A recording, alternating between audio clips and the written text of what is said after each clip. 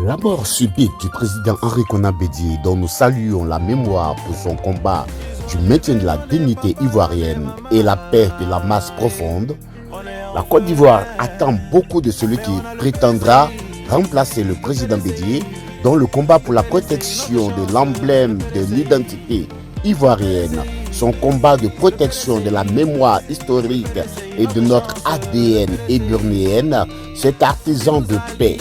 Oui, cet illustre personnage fut le gardien de la loge du patrimoine ivoirien, se privant de beaucoup d'opportunités pour rester stoïque face à toutes les provocations, attaques et tentations contre lui pour l'ébranler.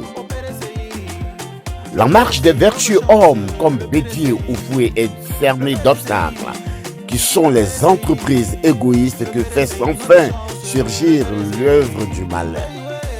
Bénir l'âme de l'homme Bédié, personnage de bonne volonté qui, au nom de la charité, s'est fait le berger des faibles qui l'a guidé dans la vallée de la paix, est une belle chose.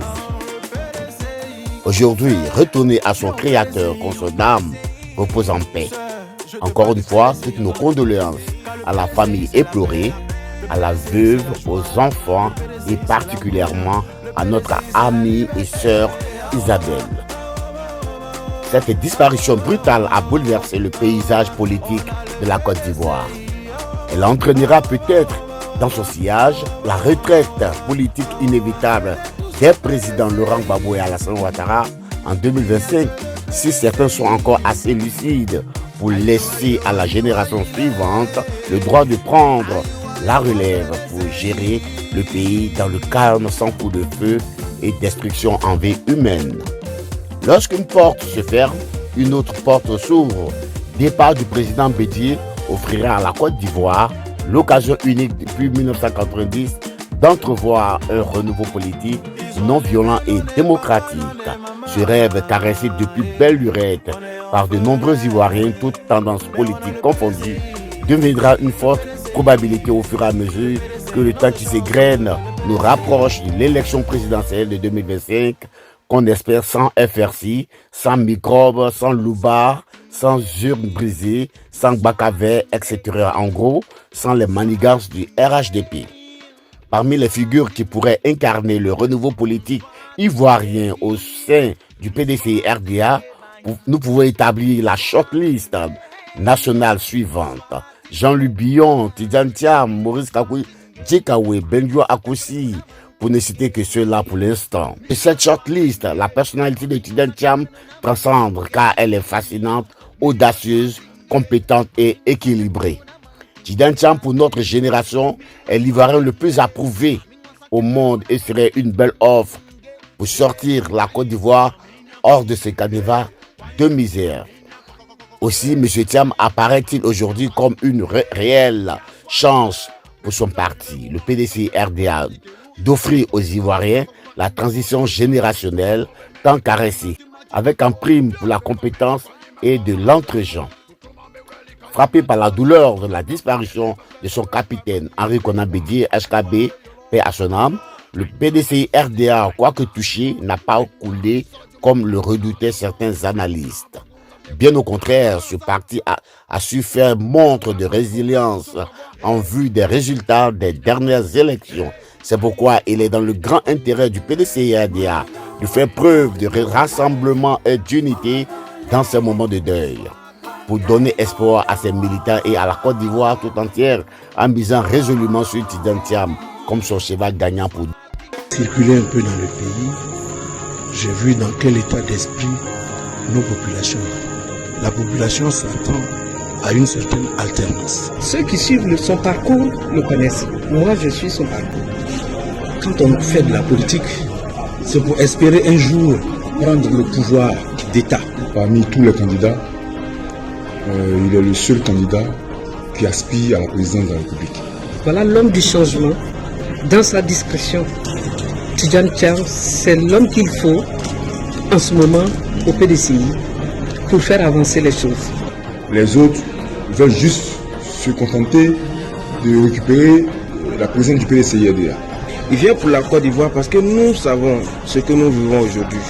Dieu merci, bientôt il serait le candidat du parti. Et je crois en Dieu qu'il va le mettre à la tête du parti. Pour moi, le ministre Thiam est le David de la Côte d'Ivoire. Nous avons besoin d'un homme de qualité, un homme smart pour venir aider la Côte d'Ivoire à recouvrer son lustre d'antan. Et il est motivé pour cette candidature à la tête du parti parce qu'il faut ce moyen du parti pour les autres combats. Quand on regarde son parcours, que ce soit politique ou bien professionnel, c'est le monsieur que nous pensons qu'il peut aujourd'hui non seulement défendre, gagner la victoire, mais en plus défendre cette victoire-là sur le plan national comme sur le plan international. Un homme exceptionnel, un homme brillant et qui a vraiment marqué son temps à l'époque. Je ne dirais pas qu'on soutient le ministre Thiam. Le ministre Thiam, c'est un vecteur de réussite. C'est, je dirais, l'avènement de la nouvelle Côte d'Ivoire que nous attendons depuis longtemps. Dieu merci qu'il se soit finalement décidé. Aujourd'hui, il répond à un appel, je dirais, pratiquement divin. Un parti historique comme le PDCI, qui a fait le beau jour de la Côte d'Ivoire, ne peut pas se permettre de rester éternellement dans l'opposition. Pourquoi Thiam? Parce que c'est le produit fini. Nous avons un produit vendable. Et que si nous ne réussissons à vendre notre produit, ce n'est pas le produit qui n'est pas bon, c'est nous qui n'avons pas fait le bon pas. Que toute la population ivoirienne se mette derrière lui, tous les délégués du PDCI-RDA, tous les secrétaires de section du PDCI-RDA se mettent derrière lui et le poussent. Il n'a fait dire que du bien de lui, partout où il est passé. Et vous voulez qu'on le trouve là, et qu'on se mette encore Un comité de cadre et d'élus appelle à la candidature de Tidjane Thiam n'existait pas, mais on allait même fabriquer un Tidjane Thiam.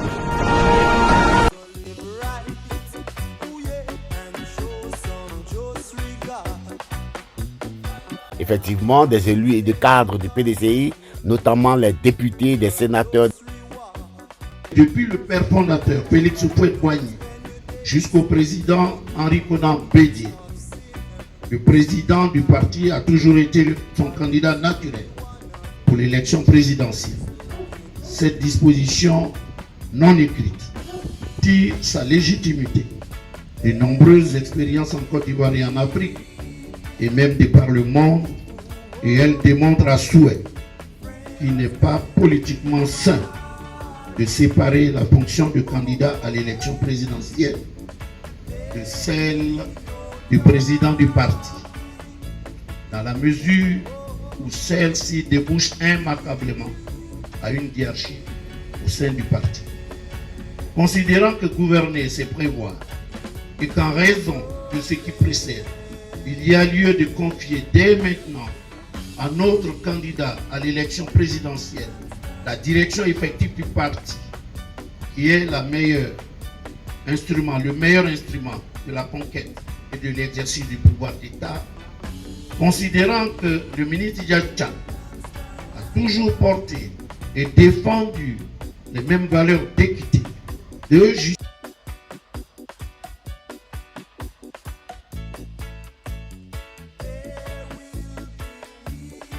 Des délégués, des inspecteurs du parti, des anciens ministres se sont constitués en comité pour appeler la candidature de Tidjane Thiam à la présidence du PDCI. Didier Vian a organisé une réunion le mardi 23 octobre 2023 à Mbandon dans la commune de Cocody afin de diffuser ce message et lancer cet appel. Lors de cette réunion, les participants ont justifié leur choix en faveur de Tidjane Thiam. Pour certains, il est la candidature la plus crédible pour la présidence du PDC-RDA, tandis que pour d'autres, le retour de leur parti au pouvoir d'État ne peut se réaliser que si Tidjane Thiam est le candidat. Et pourtant, il y a des candidatures à problème au sein de ce parti, le PDC-RDA. Le lundi 27 mars 2023, en conférence de presse, le porte-parole du PDCI, Soumaïla Brendoumi, a reconnu qu'il y a eu une période de forte turbulence et que le parti a connu des départs importants, a-t-il regretté, notamment dans des cadres à qui le PDCI avait fait confiance en leur confiant des missions de premier rang. Mais les turbulences sont finies et la transhumance terminée, a-t-il juré grâce au talent du fin stratège Henri Konan Bédié à la tête du plus vieux parti politique ivoirien depuis 1994. Mais la transhumance était-elle vraiment terminée face à certains arrangements et deals que certains ont fait pour être en paix avec le pouvoir en place? Pour vivre tranquille en Côte d'Ivoire et faire une politique vendue, personne n'ose vouloir mettre le doigt dans la plaie. Et pourtant, au PDC RDA, beaucoup de cadres avancent qu'il y a des candidatures à problème et c'est des cachets de tout le monde. C'est que nous devons préparer le cheval le plus gagnant. Et moi, je peux vous dire que les critères peuvent ne pas être favorables à certains des gens que vous avez cités. C'est peut-être malheureux, mais la loi, c'est la loi. Et vous êtes un homme capable, tout le monde vous sentez capable, et que les tests vous discriminent sur un point. Pourquoi ne pas 3, 4 candidats, 5 candidats s'accorder si celui qui respecte les critères et qu'ensemble nous puissions aller, et c'était le souhait, et c'est encore le souhait du président Kofi Boni, qu'on pouvait aller à un consensus. Le consensus, c'est quoi? Ça fait partie aussi de la démocratie. Vous êtes capable, mais malheureusement aujourd'hui les tests ne vous permettent pas. Mettez-vous à côté et quand nous allons prendre le pouvoir, quand nous avons le pouvoir, il y a tellement à partager des rôles que tout le monde peut y gagner. Mais alors, pourquoi ces candidatures? Ces candidats ont-ils des agendas cachés? Pourquoi prendre le risque inutile de candidater quand on sait qu'on met le parti en danger? Est-ce le fruit de l'égoïsme? Peut-on attaquer le RHDP avec des condamnations pendantes et espérer gagner? Peut-on aller dans un combat frontal contre le pouvoir en place quand on a maille à partie avec sa justice et remporter le combat? Ou bien sont-ils mis en mission pour déstabiliser le PDCI RDA en interne? Voici autant de questions que se posent beaucoup de militants qui sont confus de ne pas voir tous les cadres du parti faire fond autour de Thiam, qui semble avoir des atouts de la nation pour être le parfait candidat. Puisque adoubé par tous les partis politiques également, pourquoi vouloir lui faire écran quand on sait que le PDC RDR a trop duré dans l'opposition et se trouve en face de la meilleure opportunité pour sortir de cette crise qui continue de plonger le pays dans la misère? Souvenons-nous que le RHDP est une machine écrasante et sans pitié. On se souvient du Premier ministre Gon Coulibaly qui, malade, qu'on a assailli de travail, quelqu'un qui venait de subir une intervention chirurgicale cardiaque dont la santé était fragile. Mais il a fallu qu'il disparaisse pour servir de prétexte d'un troisième mandat, selon l'opposition. Ahmed Bakayoko, mort dans des conditions tristes, comme quelqu'un qu'on a pressé et jeté à la poubelle comme un citron pour faire taire les enquêtes de la DEA, unité antidrogue américaine, pour effacer les traces du trafic international de la drogue dans laquelle la présidence de Côte d'Ivoire serait impliquée. Ibrahim Koulibaly dit IB tué après avoir réclamé sa part de gâteau de vice-président, deuxième homme fort du régime du pays, lors de l'ascension de Ouattara au pouvoir. Il fut lui aussi tué pour faire accuser Soro, alors que celui qu'on a vu sur la scène des opérations donnait des avertissements était Chérif Ousmane, homme de main de Ouattara. Quant au général Ouattao, on aurait arrangé le moyen de la fiole pour se débarrasser de lui, qui aurait refusé en face de Ouattara de se rallier aux hommes du pouvoir, mais aurait fait le choix de demeurer fidèle à Soro Diom, d'où l'empoisonnement ne fut que le seul moyen de l'achever. Soro Diom et son parti en savent quelque chose, car lui qui aurait bataillé dur pour Draman, croyant en un idéal de volonté démocratique de Ouattara, tous les salamalèques qui aurait été croire à Ouattara, pendant que celui-ci l'endormait avec des postes de haute responsabilité pour l'utiliser devant la communauté internationale comme sa couverture de son caractère crimes commis par sa rébellion, de sorte que Soro soit vu comme un criminel de guerre à sa place. Et ce fut bien joué, car pour le public, c'est Soro qui a servi à la tête d'une rébellion pour mettre Ouattara au pouvoir. Résultat, Soro lui-même fait l'objet de poursuites judiciaires pour chasser comme un agouti dans une plantation de manioc, après 1001 services rendus au pouvoir de Ouattara, qui l'eût cru. La rébellion mange vraiment ses enfants. Et pourtant, en Côte d'Ivoire, on dit que chien ne mange pas chien. Retenons aussi que Ouattara, le brave Tchè, a éteint la carrière politique de Laurent Gbagbo qui devait retourner au pays comme le Nelson Mandela du moment du retour d'un combat panafricain. Là aussi, selon les militants du FPI de AFI, sur le web, Nadi Bamba serait au contrôle, accomplissant à merveille son rôle de AS pour tuer le combat politique dans l'œuf du PPACI. On sait que les militants pro-Gbagbo et pro-AFI sont à couteau tiré, mais ça alors. Cependant, les militants pro-PPACI sur les réseaux sociaux toisent Blé Goudé du général qui a perdu ses grades à la CPI et à sa sortie réalisent que Blé Goudé est devenu une panthère herbivore face à un Ouattara qui lui aurait arraché toutes ses dents du patriotisme frontal de terrain. Là aussi, les militants pro-COGEP et pro-PPACI étant à couteau tiré ne se font pas de cadeaux et pendant ce temps, Ouattara est sur ses nuages de milliards. On constate donc qu'il ne faut pas prendre la machine du RHDP à la légère. Raison de plus pour les militants du PDC de demeurer vigilants et les yeux grandement ouverts pour sortir des guerres, des tranchées de différents processus et pour cela. Mais plutôt choisir un véritable champion du moment pour affronter le RHDP. Ouattara et sa machine ne font de cadeaux à personne. Ils vous utilisent puis ils vous jettent ou ils vous écrasent. Beaucoup de cadres du PDC RDA sont morts et de l'opposition ont fait le frais de la fiole. Le président Bédié, dont la mort fut dans les mêmes conditions suspicieuses que les précédentes morts au sein de l'opposition, Bédié qui fut pourtant pour Ouattara d'abord en lui octroyant 400 000 voix, un allié très puissant, un allié fort dans une victoire en 2010, mais aussi un allié fort dans un appel de Dao Group pour après se voir refuser son tour de présidence de 2020 issu d'un accord préalable entre Ouattara et lui. Et de surcroît, on voudrait faire disparaître le PDC-RDA pour un parti politique unique appelé le RHDP. Son refus de voir disparaître le PDC-RDA lui a valu d'échapper à 3 tentatives d'empoisonnement. Il aurait échappé à l'avant-dernière grâce à Soro qui lui aurait apporté l'information pour lui mettre la puce à l'oreille sur ce qui se tramait contre lui. Malheureusement, la dernière tentative a hélas eu raison de lui car il n'y aurait pas eu de protocole à ses côtés ce jour-là et sa garde était baissée, permettant à l'ennemi de frapper et en finir avec lui.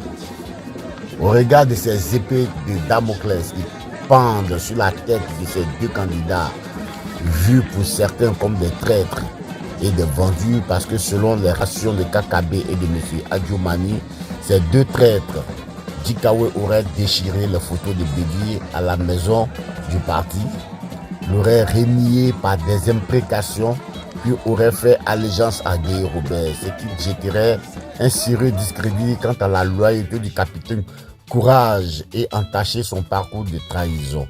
Adjoumani l'aurait frontalement accusé à la tribune de la télévision nationale sans que Djikawe puisse se défendre avec des arguments tangibles. Mais comme un bongo du Gabon déchu qui réclamait mettre des noises, on a vu un Djikawe créer un concept, le mensonge d'État. C'est un mensonge d'État qu'il criait face à un Adjoumani déterminé à en découdre avec lui. Au cours d'une intervention publique, KKB aussi aurait dénoncé Djikawe dans ce même élan de trahison avec beaucoup plus de précision. Adjoumani, KKB, Djikawe, Bédié sont tous des oiseaux du même plumage qui à un moment donné se sont affrontés sous fond d'orchestre musical pour être l'instrument préférentiel de porte-parole, de micro, de haut-parleur ou de baffle. Vous savez, je vais prendre au mot mon aîné Djikawe, que je respecte bien. Vous savez, quand il dit que quand on est chef, et il fait même allusion à moi en tant que d'abord porte-parole. C'est vrai, j'étais le porte-parole du PDCI, après lui il est devenu le micro et moi j'étais devenu le haut-parleur. Mais tout ça, ce n'est pas grave. Mais ce que je vais dire à Djikawe, je voudrais dire à M. Djikawe de me regarder droit dans les yeux. Bédié est allé rencontrer le président Alassane Ouattara. Quand il est revenu, il a rappelé à l'ordre les députés pour leur demander d'accepter que ce soit une nouvelle constitution parce qu'il fallait mettre fin aux traces de Gueye qui a perpétré un coup d'État contre lui. C'est que quand il y a eu le coup d'État, il fait partie de ceux-là qui ont déchiré les affiches de Bédié. Ah mais c'est faux. J'arrive. Non, il faut pas. Nous sommes en direct. Je ne peux pas te permettre. C'est un mensonge. Un mensonge d'État. Djikawe avait dit à son temps que Bédié est dépassé. C'est un mensonge. C'est un mensonge. Il a attrapé le... C'est un mensonge. Et aujourd'hui, les preuves. C'est même les mensonges que vous dites. Qui 20 ans après retourne vers Bédié pour dire Bédié, tu vas être notre candidat. Ce ne sont pas des mensonges. Nous sommes là témoins de l'histoire. Ce n'est pas dans les moments de paix qu'on doit être courageux. C'est dans les moments de difficulté que l'homme doit être courageux. C'est grâce à cette loi. Regardez bien la photo, à quoi il ressemblait en 2080 université pour salarié. Monsieur, pour restaurer le parti et le président Henri-Konan Bédié chassé par les militaires, toute la direction du PDCI, y compris Djikawe, s'est réunie pour mettre Bédié en congé du PDCI au motif que il ne peut pas détruire le président du PDCI en étant en France à 6 000 lieues en Côte d'Ivoire. Monsieur, c'est le même. C'est le même soldat qui a bravé les séries Yoruba, qui a bravé les gens Bounambadi, qui a bravé les Boulomos, qui a bravé Boris Kamou Djikawe, qui a cassé toutes les photos de Bédié en maison du PDCI. Il y a eu le congrès extraordinaire d'avril 2000 au Parc des Sports. Quand Djikawe a tenté de donner le PDCI à Robert Gueye, il venait de faire signer le PDCI. Une chose est sûre, c'est qu'en Côte d'Ivoire, Noël Akossi-Benjo a été condamné à 20 ans de prison ferme pour vol. L'ancien maire du plateau, Noël Akossi-Benjo, a été condamné à 20 ans de prison et à plus de 10 milliards de francs CFA d'amende pour détournement de fonds. Cette condamnation vient clore près de 11 mois d'un face-à-face judiciaire entre Noël Akossi-Benjo et les autorités ivoiriennes. Le 1er août 2018, cet ancien patron de la société ivoirienne de raffinage était révoqué de ses fonctions de maire du plateau en conseil des ministres. Une décision qui le mettait de facto hors jeu pour les municipales d'octobre 2018, où il était pressenti pour être candidat de sa propre succession à la tête de la commune emblématique Une du conférence plateau, de presse centre qui a pour but d'Abidjan. d'éclairer la lanterne de la population. Devant la presse ce vendredi après-midi, le procureur de la République Adou Richard s'est prononcé sur deux affaires. La condamnation de l'ancien maire du plateau, Akossi-Benjo, et la poursuite engagée contre Kwasi Dibi Valentin, président de la jeunesse urbaine du PDCI. Pour le premier cité, il est condamné à 20 ans d'emprisonnement ferme pour blanchiment de deniers publics et une amende de 5 milliards de francs CFA. Les faits. L'enquête confiée à la police économique et financière permettait de découvrir que le maire révoqué avait signé des contrats avec des structures privées sans délibération effective du conseil municipal pour confier à une structure appelée Négoce Communication, en abrégé NECOM, le recouvrement des taxes de publicité et d'occupation du domaine public. Malheureusement, les dites sommes recouvrées n'ont jamais été reversées dans les caisses de la mairie. Selon l'article 110 du Code pénal, lorsque la valeur des choses obtenues au moyen des crimes et délits est égale ou supérieure à 25 millions de francs, la peine est comprise entre 10 et 20 années d'emprisonnement en l'espèce il s'agissait de plus de 5 milliards de nos francs. Une mission de vérification et de contrôle initiée par les services du ministère de l'Intérieur a constaté des irrégularités dans la gestion de la mairie. Suite à la révocation du maire, l'intérimaire a saisi mon parquet d'une plainte contre X pour détournement de fonds et faux et usage de faux. L'enquête confiée à la police économique et financière permettait de découvrir que le maire révoqué avait signé des contrats avec des structures privées sans délibération effective du conseil municipal pour confier à une structure appelée Négoce Communication, à l'abrégé NECOM, le recouvrement des taxes de publicité et d'occupation du domaine public. Malheureusement, les dites sommes recouvrées n'ont jamais été reversées dans les caisses de la mairie.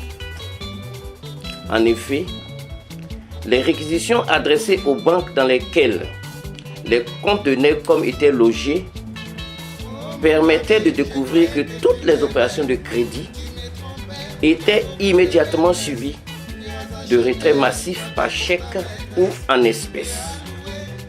En outre, la trésorerie municipale ne recevait aucun centime des dites taxes recouvrées. Une perquisition effectuée par les enquêteurs dans les locaux de NECOM permettait de constater que les portes étaient hermétiquement fermées, les ordinateurs et les disques durs détruits.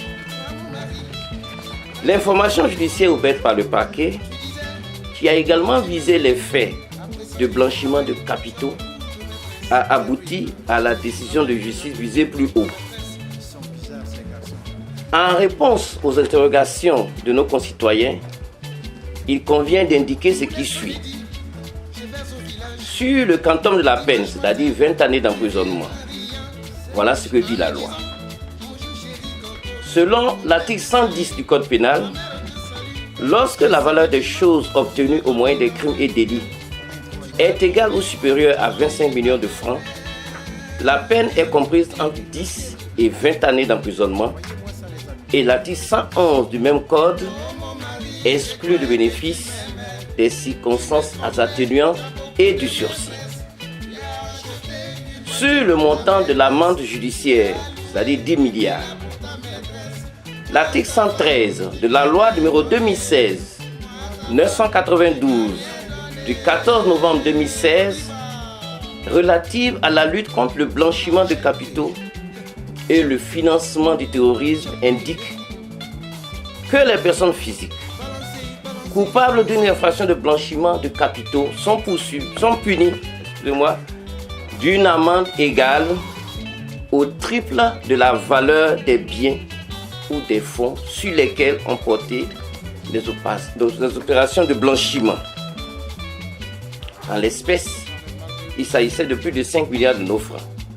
Le calcul est ainsi vite fait. Condamnation en l'absence du prévenu et de ses avocats. Le jugement est possible hors la comparution du prévenu lorsque son identité complète, sa filiation et son domicile sont connus du tribunal et qu'un mandat d'arrêt a été positivement ou négativement exécuté à son encontre.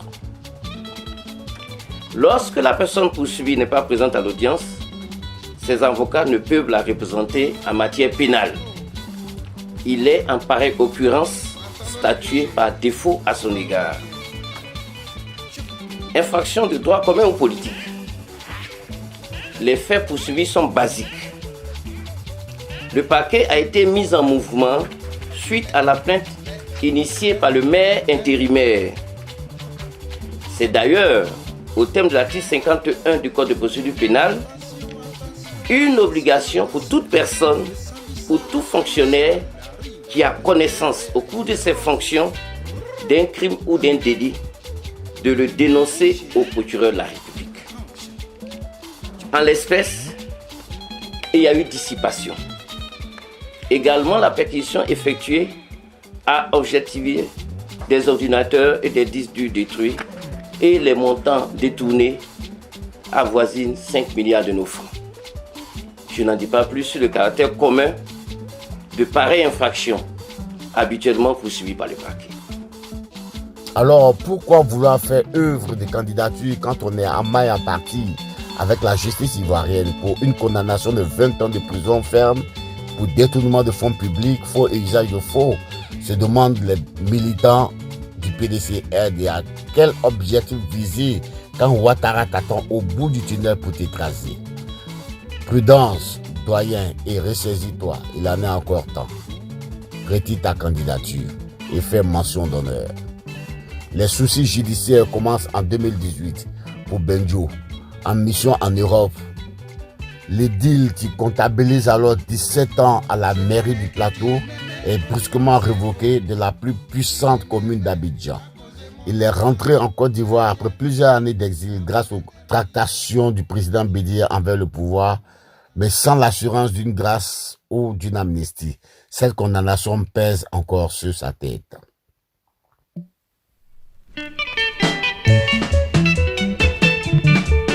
À Abidjan, en détention depuis novembre 2020, Moïse Kakoudi Kaoui, secrétaire exécutif en chef du Parti démocratique de Côte d'Ivoire, PDC Opposition, a été libéré et mis sous contrôle judiciaire, a indiqué Maître Suibi Émile, l'un des avocats du parti.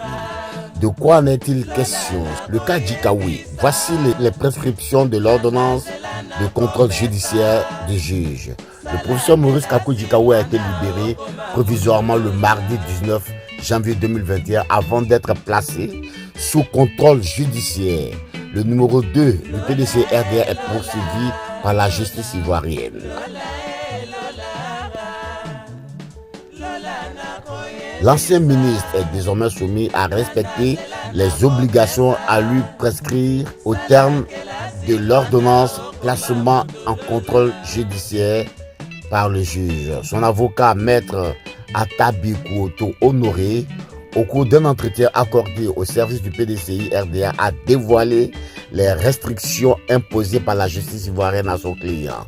Il s'agirait, entre autres, de ne pas sortir des limites du territoire national sans l'autorisation précise du juge d'instruction, s'abstenir de faire des déclarations à caractère subversif ou de nature à troubler l'ordre public, se soumettre à l'obligation de se présenter au cabinet du juge d'instruction chaque fois qu'une convocation lui sera adressée et tous les 3 mois au greffe du juge d'instruction en charge de la procédure. Nous avons pour l'instant 2 candidatures officielles, celle du secrétaire exécutif Maurice Kakou Djikaoui et de l'ancien maire du Plateau, Akosi Benjo, pour le cas du ministre Tidjane Thiam, sur qui propose l'espoir du PDC-RDA, mais aussi et surtout de tous les Ivoiriens de partis politiques confondus. Thiam n'a pas encore officiellement fait de déclaration de candidature, mais le peuple va le chercher car le peuple le veut. Le peuple veut le déposer à la tête du parti seul capable d'affronter le RHDP.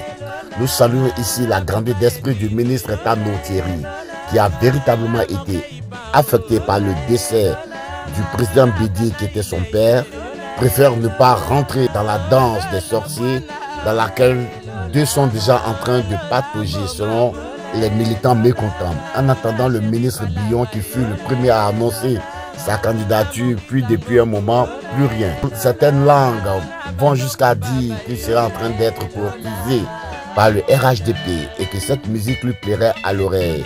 Mais en attendant que tout ceci soit vérifié, nous allons donc parler de nos futurs candidats potentiels. Maurice Kakou Djikaoui, au regard du code pour des procédures pénales, Maurice Kakou Djikaoui a été placé sous mandat d'arrêt de dépôt à la maison d'arrêt de correction d'Abidjan, où il a séjourné pendant près de 3 mois avant d'être mis en liberté et placé sous contrôle judiciaire suivant l'ordonnance numéro 1820 en date du 18 janvier 2021. Cette procédure est encore pendante, existentielle, devant les tribunaux ivoiriens et ce n'est un secret pour personne.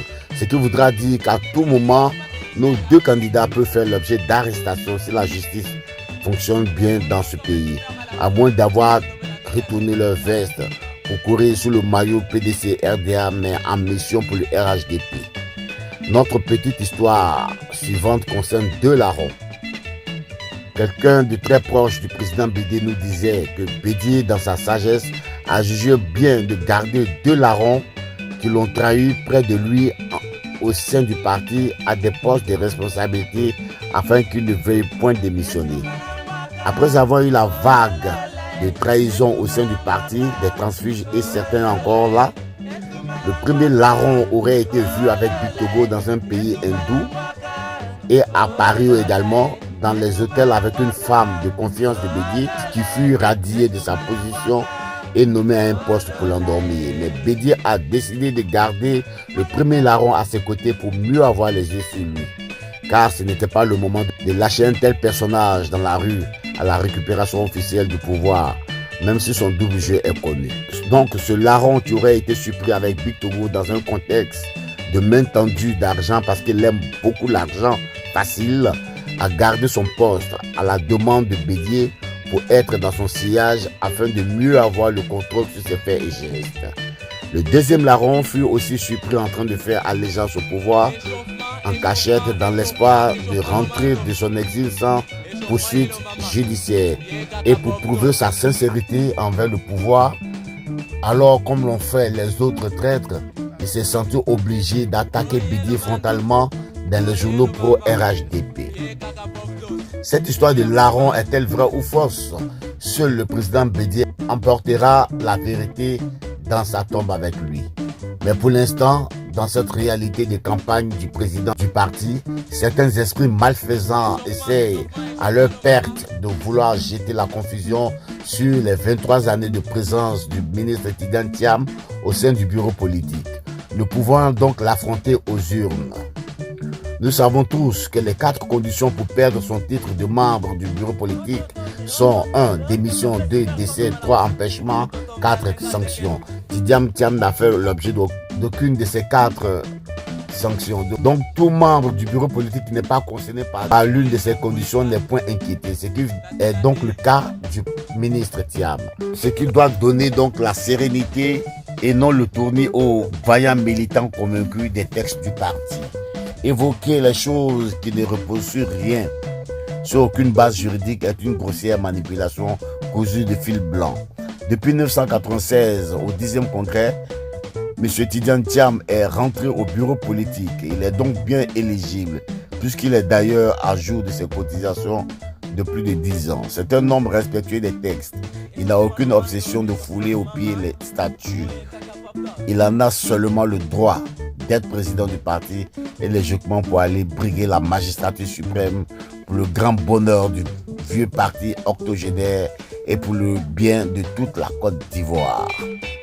Les dernières sorties du SE général en chef qui enfonce le président de l'Assemblée actuelle, Bictogo, comme nous inquiète et met un visage sur le premier larron de notre histoire.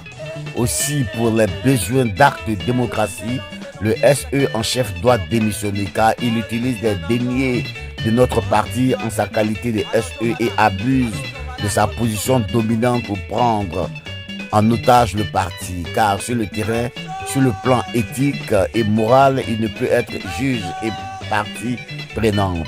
Le SE gagnerait donc à démissionner plus tôt avant de déclarer sa candidature pour faire son bilan auquel on n'a jamais eu droit depuis au moins 10 ans.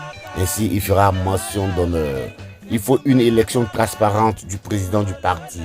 Et les juristes du comité sont priés de faire respecter la transparence car l'avenir du parti se joue à cette élection.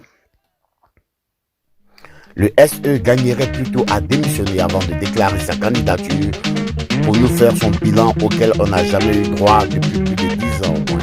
Il faut une élection transparente du président du parti et les juristes du comité sont priés de faire respecter la transparence car l'avenir du parti se joue à cette élection. Au PDC-RDA, on a besoin d'un leadership tel que celui de Bédié qui sera capable de prendre en charge ce parti comme un président, directeur général, comme un père pour investir ses propres moyens, comme un père à tout point de vue dans les besoins matériels, administratifs et humains du parti. Il faut au PDC-RDA un leader qui n'a rien à se reprocher dans sa façon de gérer capable de faire des bilans sur sa gestion du parti contre qui le pouvoir n'a aucun moyen de pression. Le PDC-RDA a besoin d'un leader, un diplomate rempli de finesse, humble, qui a le réseau du rationnel, du relationnel et un véritable carnet d'adresses sur le plan national et surtout international, car fini cette façon archaïque et dépassée de gérer notre parti et notre nation. Le président Bédié a été beaucoup large et patient. Certains ont abusé de cette bonté pour ne jamais faire de bilan financier ni de bilan général dans leur façon de gérer les instances du parti. Mais à l'heure actuelle, il faut avouer que depuis 10 ans, le parti est en régression. Il faut un nouveau vent, un nouveau paradigme politique. Le PDCI a besoin de quelqu'un qui est capable de gérer toutes sortes de problèmes, qui est une offre du moment face aux besoins du parti et du pays, pour aller jusqu'à peser lourd et influencer le FMI en faveur du pays qui croupit sur le poids de la misère avec la population. Si chacun des candidats des présidentiables veut jouer la carte de l'honnêteté et de l'intégrité, ils savent au plus profond d'eux-mêmes que parmi eux, le candidat qui répond aux critères du moment et aux besoins du parti, c'est incontestablement Tidjane Thiam. Il ne faut pas que, par l'égoïsme des uns et des autres, le PDC-RDA rate cette opportunité unique de revenir au pouvoir en 2025. Le grand conférencier Nyamien Gouran appelle au fair play politique, ajoutant que celui qui ne peut affronter Ouattara doit laisser le brassard à celui qui le peut. Le doyen Popli Boni appelle à l'unité et à une équipe compacte autour de la personne, capable de défendre le parti contre toute forme d'attaque et de prendre ce parti en charge.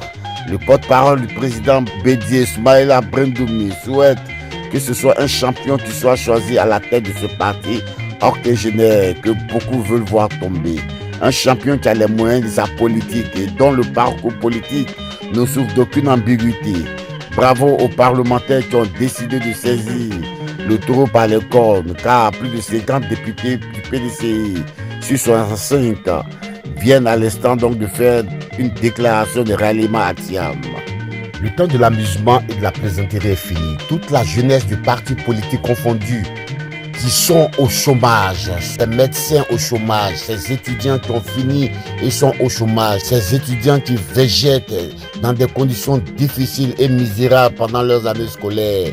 Toute la jeunesse ivoirienne est fatiguée des gabégies. Ils veulent eux aussi avoir un avenir meilleur dans ce pays. Les retraités qui ont vu se faire déposséder de leur maison et jeter à la rue, et d'autres qui ont élu domicile dans les cimetières sur des tombes, en ont marre de ce pouvoir. Tous ont le regard tourné vers Tidjane Thiam. Même au sein de l'armée ivoirienne, le clientélisme, la ségrégation, les tortures, l'injustice se fait contre les enfants de l'Est, de l'Ouest, du Sud et même du Nord, à l'avantage des soldats burkinabés qui auraient été incorporés et intégrés dans nos corps. Et les deux autres qui ont l'avantage de porter des armes et dont les soldats ivoiriens n'ont pas ce droit. Dans ce pays, tous ont le regard tourné vers Thiam pour faire changer cette injustice. Orange Côte d'Ivoire, toujours joie de Londres, la référence qui tape jamais pour les sexuels ont tous le regard tourné vers Thiam pour les sortir de cet enfer. C'est pourquoi les congressistes du parti du Félix Houphouët-Boigny, le PDC-RDA, ont emboîté le pas aux députés pour eux aussi organiser une belle manifestation de mobilisation à Abobo, comparable à celle que nous avons vue à Bengouri, offerte par l'axe Est de Concorde nationale. Bravo aux congressistes, nous restons mobilisés jusqu'à la victoire sans fanfaronnage. Beaucoup d'Ivoiriens qui aspirent au changement pour une nation prospère et stable aspirent à un consensus autour duquel Thiam devrait être porté à la tête du PDC-RDA pour représenter cette Côte d'Ivoire de transition et de changement pour un nouvel espoir de paix, de prospérité et d'unité nationale. Nous profitons pour féliciter Nestor Kofi, président de Concorde nationale, Patrice Kanté du renouveau des Thiamistes, pour cette sage décision d'unir leurs forces pour le combat du retour du PDC au pouvoir d'État. Dans la même lancée, nous félicitons Cédric Kouassi, le coordinateur principal de France, pour cette belle organisation. Pendant que des militants du PDC et RDA s'entre-déchirent, qui se frottent les mains, c'est le RHDP. À qui profitent les attaques des actions de Seribi au RHDP? À qui profite la diversion et le désordre des candidatures causées de Benjo et Djikawe, mais qui ne peuvent affronter une division du parti, le PDC-RDA, puis la perte unique des chances du PDC-RDA de revenir au pouvoir au RHDP. Nous disait un observateur à la question de lui demander mais pourquoi le RHDP? Il nous répond, lisez entre les lignes, l'un des critères pour être éligible c'est d'être de bonne moralité. Mais regardez vous-même, Djikawe, ancien prisonnier, serait pris sur le fait de trahison de corruption avec du Togo contre le PDC-RDA. On aurait retrouvé chez lui, lors de son arrestation, des milliards que Bédié a décaissés pour soutenir et dédommager les parents des morts des prisonniers et ainsi que les prisonniers politiques blessés de la désobéissance civile. C'est encore lui et son groupe qui ont cassé le bureau du président Bédié à sa mort pour faire disparaître des documents compromettants contre lui. Cette affaire a été mise sous silence selon ce cacique du PDC-RDA. Il continuera pour nous dire que Benjo agit pour le RHDP parce qu'après ces différents détournements fraudes sur le fonds de la mairie et différents vols, il fuit la prison en s'évadant en France. Il revient pendant que sa condamnation est encore valable, mais il n'est pas arrêté et mis en prison parce qu'il est en deal avec le RHDP selon le doyen. Alors cet ancien prisonnier Seribi qui a rejoint encore l'équipe de ce qu'ils appellent la basse moralité et qui est un espion du RHDP qui la ferme, comme nous disait ce doyen. Les résultats des sondages du PDC-RDA devraient susciter chez Benjo et Djikawe plus de sagesse pour comprendre que leur carrière politique au PDC-RDA risque de terminer s'ils s'opposent à la majorité des militants du parti. Et s'ils finissent par se rallier au RHDP, cela ne sera que la conclusion de l'accusation de leur traîtrise que très tôt les militants qui ont le compas dans l'œil avaient détecté. Car il est encore temps de faire mention d'honneur et de rebrousser chemin pour un consensus autour d'un candidat. Voici une analyse des principales conclusions des sondages et des attentes des militants du PDC-RDA. Nous voyons que 76% veulent un candidat capable de battre Ouattara ou le candidat du RHDP en 2025. La forte majorité des militants du PDC-RDA estiment qu'il est impératif de sélectionner un candidat présidentiel qui puisse rivaliser efficacement avec le président actuel, Alassane Ouattara, ou avec le candidat du RHDP. Cela souligne l'importance de la compétitivité électorale et de la victoire pour le parti. 60% veulent que le candidat du PDC-RDA soit à la fois le président du parti et le candidat du parti pour l'élection présidentielle en 2025. Une majorité significative des militants est en faveur d'une combinaison des rôles de président du parti et de candidat à la présidence pour le même individu. 71% veulent que Tidjane Thiam soit le candidat du parti car il représente la meilleure chance du parti pour rivaliser avec le candidat du RHDP en 2025.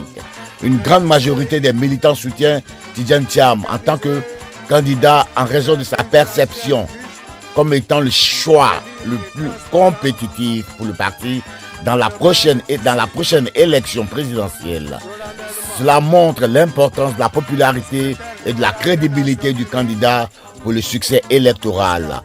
Ces résultats mettent en évidence donc les aspirations des militants du PDC-RDA en ce qui concerne le leadership et la compétitivité électorale. C'est pourquoi nous ne sommes pas surpris de voir que des régions toutes entières se désignent au ralliement pour la cause de Tidjane Thiam. Hier, les députés, sénateurs et vice-présidents, ensuite les congressistes, électeurs au Congrès, puis la région du Moronou, toute la région du Moronou, l'ingénieur Douablin, ensuite Thiébissou, puis le Haut-Sassandra. Et les ralliements ne font que commencer, car d'autres villes et régions se préparent à rallier donc l'équipe de Tidjane Thiam. Il suggère également que les membres du parti cherchent un équilibre entre l'unité interne et la victoire dans les urnes. Il est essentiel que le parti prenne en considération ses attentes dans ses décisions futures pour maintenir la confiance de ses membres et renforcer ses perspectives politiques. Nous voulons appeler les uns et les autres à la retenue, car nous sommes tous fils du même parti. Donc, nous attaquer publiquement et sortir des secrets cachés n'est pas digne du parti. Nous sommes en démocratie et tout le monde a le droit de se présenter, quitte au comité électoral d'étudier les dossiers de candidature de tout un chacun pour disqualifier ceux qui ne sont pas en règle. Mais allons aux élections ou au consensus sans dénigrement. Faisons-le dans le respect et la mesure de l'art. La déchirure interne profite au RHDP qui a plus de crainte de Tidjane Thiam que de nulle autre personne en Côte d'Ivoire. Même si au PPACI, au COGEP, au GPS, les militants sont prêts à voter pour Tidjane Thiam parce qu'il est le véritable adversaire de poids pour faire tomber Ouattara, leur véritable adversaire qui leur a autant fait du mal. N'hésitons pas que l'ennemi de mon ami est mon ennemi. Alors, si Ouattara est l'adversaire et l'ennemi juré du COGEP, du FPI, du GPS, etc., il devient donc l'ennemi qui sera le futur adversaire de Ouattara pour l'intérêt du PDCI. Si la sagesse anime les responsables du PDCI pour choisir Tidjane Thiam.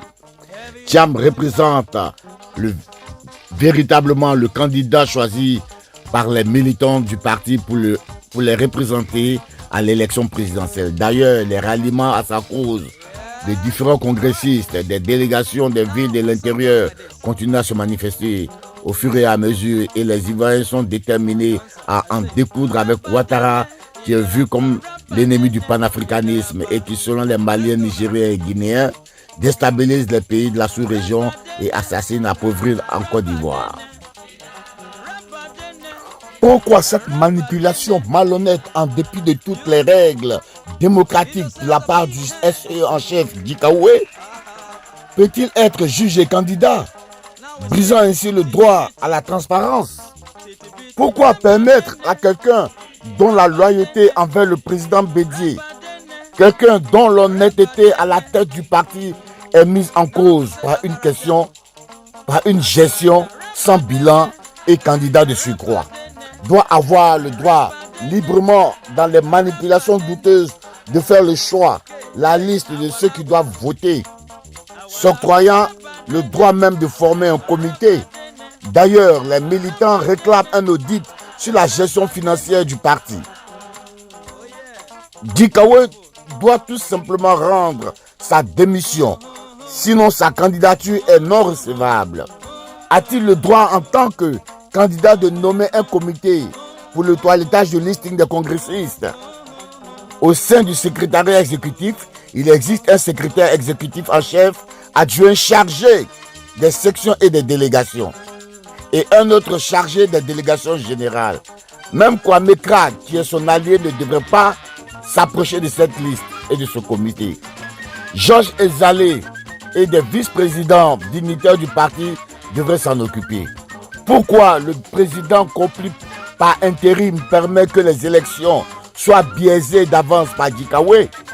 Que se passe-t-il au PDCI après le départ de Bédié?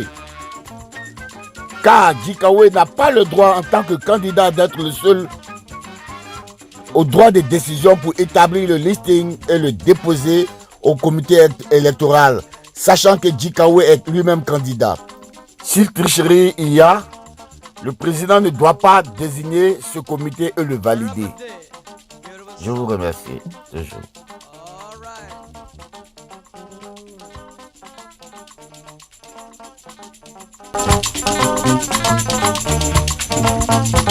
All